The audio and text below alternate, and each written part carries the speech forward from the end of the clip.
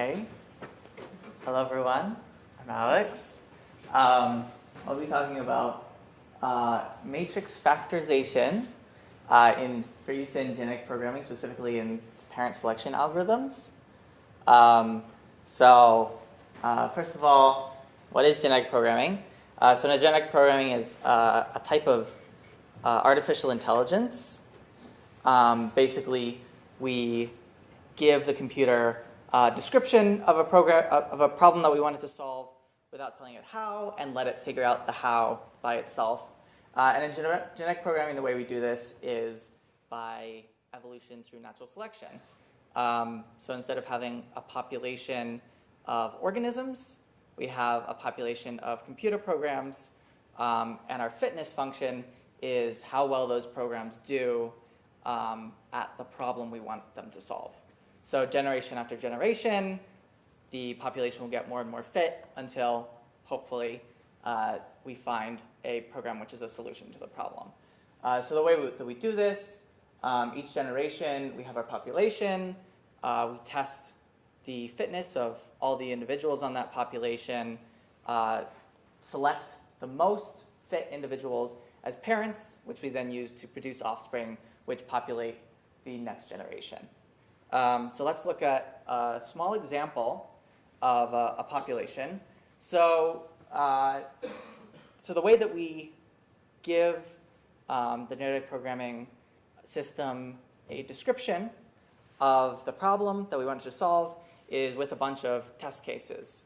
So these are input-output pairs, pairing an input with the desired output. We then run each of the programs in the population on those inputs and see how close they were to the desired output. So this right here is an error matrix. The rows are the individual programs. The columns are the test cases that we're testing them on. And the contents of the matrix is the error on those test cases. So smaller is better. And so the question is, how do we decide which one of these individuals is the most fit? So if we look at any of these test cases individually, they could yield different individuals as performing the best on that test cases.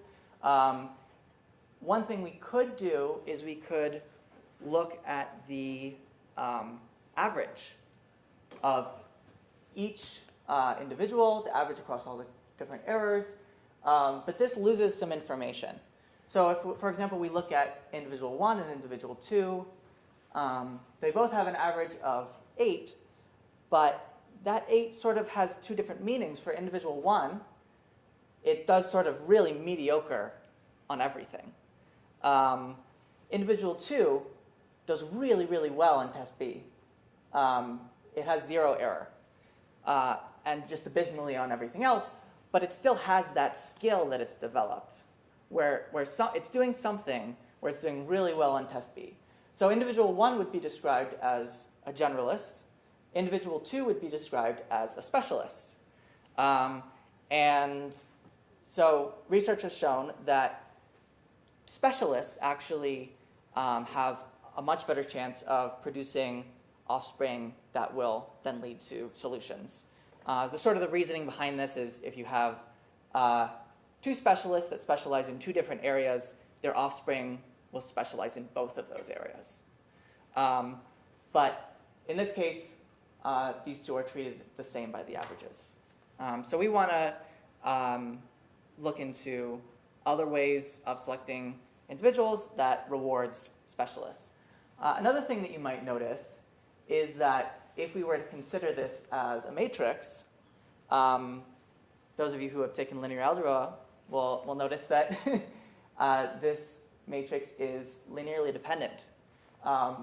Columns A and D are exactly the same, and columns C and E are exactly the same. And so they're the same. We can sort of think of this as they're different test cases, but they're both testing the same skill, right? But if we consider all test cases equally, then any skills that have multiple test cases that test them will be weighted higher than other skills with fewer test cases that test them. And we sort of want to be weighting all of these skills the same. So these are two different problems that we're going to be trying to approach. And so we'll be looking at some past research that has tried to approach these. The first of which is using feature extraction on the error matrix. So we're going to do this feature extraction by non-negative matrix factorization.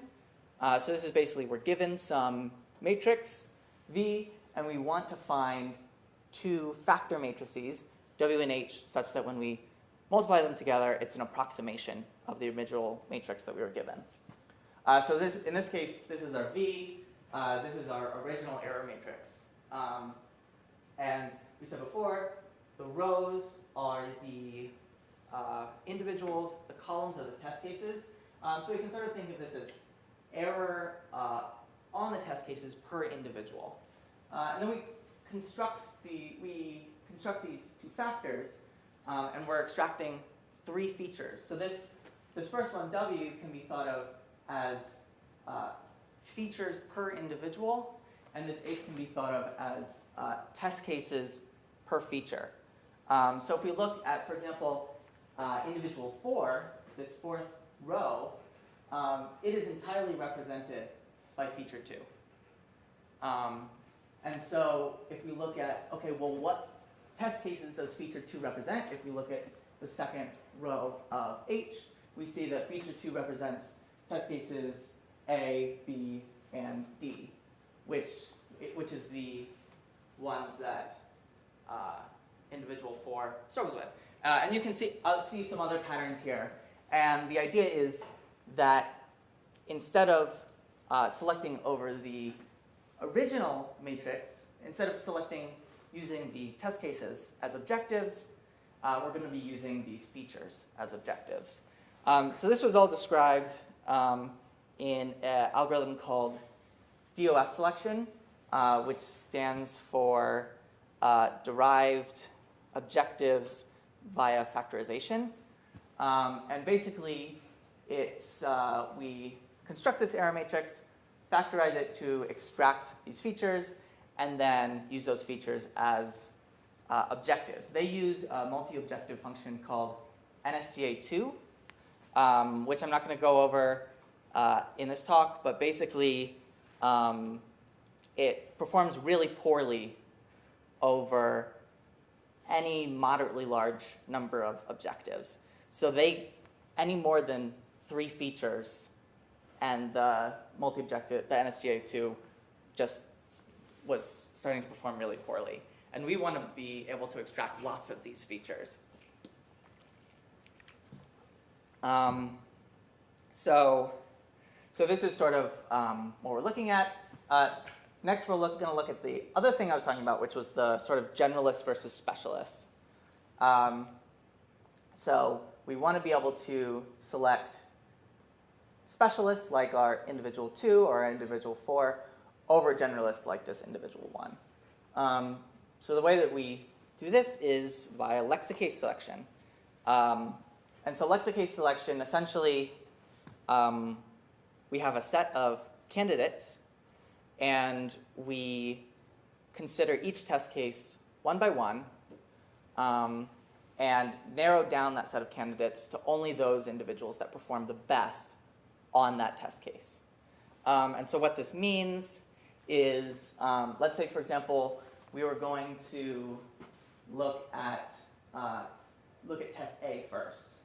So at first, our set of candidates is everybody. We look at test A, and the ones that perform the best are individual 1 and individual 3. So that's our new set of candidates.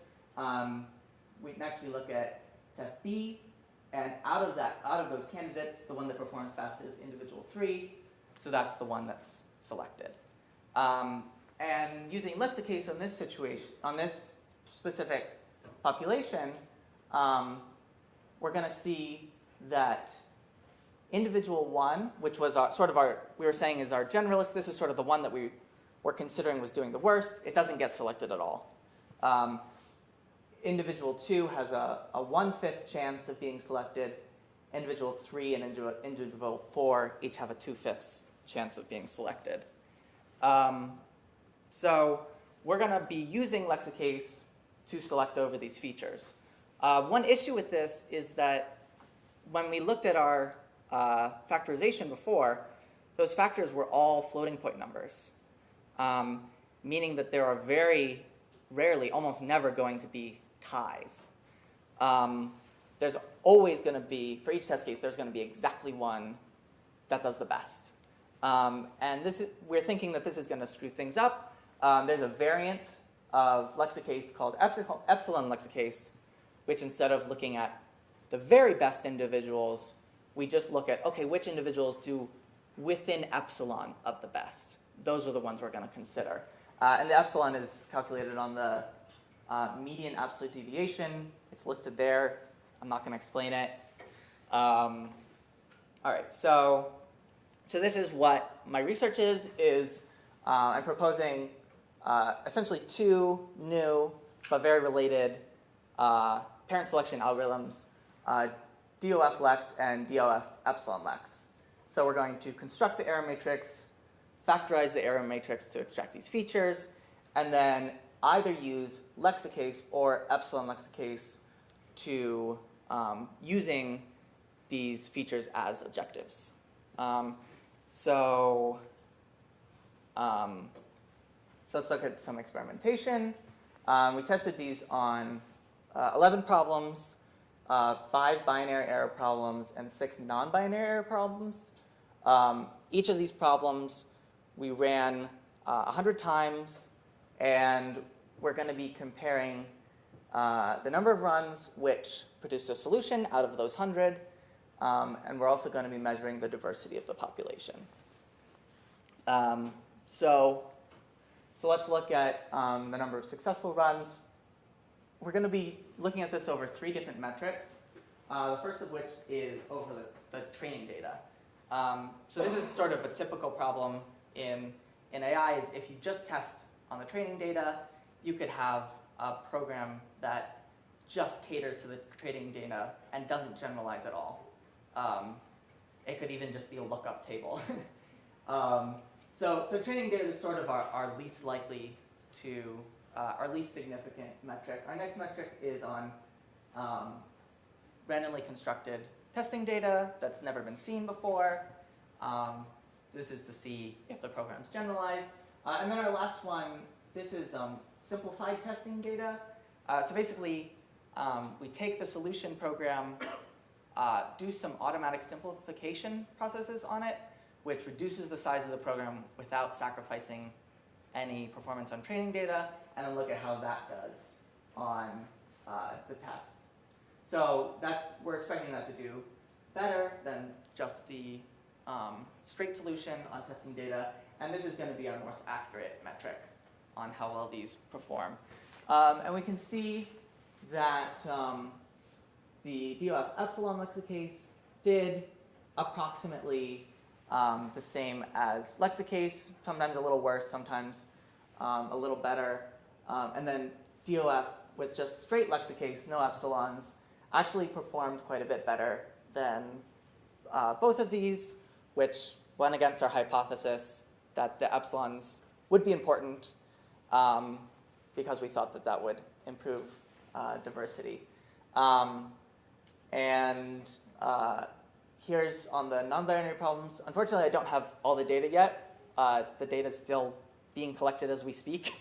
But here's the data we have, and pretty much on the non-binary problems, the DOF Epsilon lexicase just completely fell flat, did not find any solutions, and did not find any that generalized, as opposed to lexicase, which finds some solutions on some of these problems.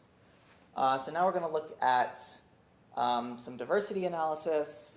And diversity is just looking at how diverse the population is, which is to say, does this population consist of a very small pocket in this search space, or is it widely distributed across the search space? And sort of the hypothesis is if populations with higher diversity we'll be able to search more of the search space and find solutions quicker.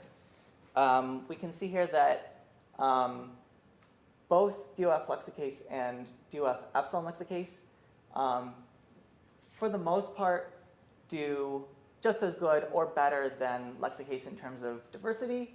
And the DOF Epsilon lexicase actually does better in terms of diversity, even though it performed worse, which is also counter to our hypothesis.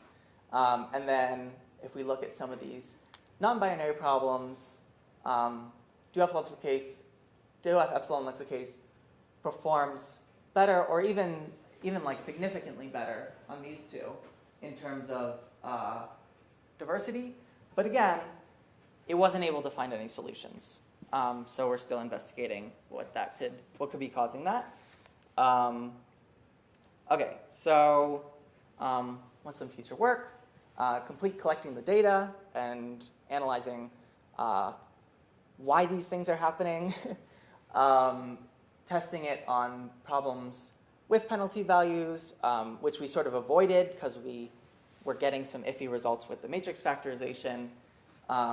Looking at other matrix factorization algorithms, looking at other parameters to the matrix factorization algorithm. There are some parameters like the number of features we're using, the number of iterations we perform this matrix factorization on that we haven't really looked at, so it'd be interesting to see whether that's problem dependent, whether there's some optimal values there.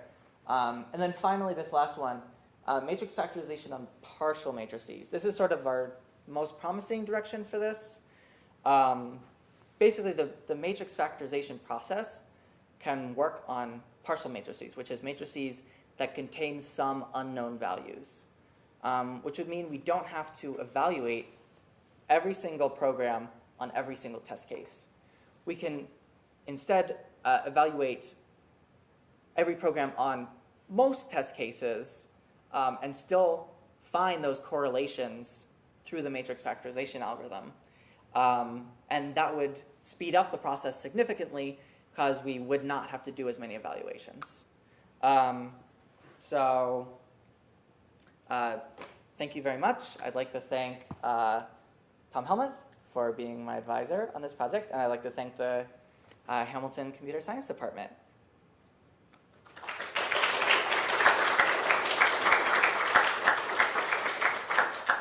Are there any questions?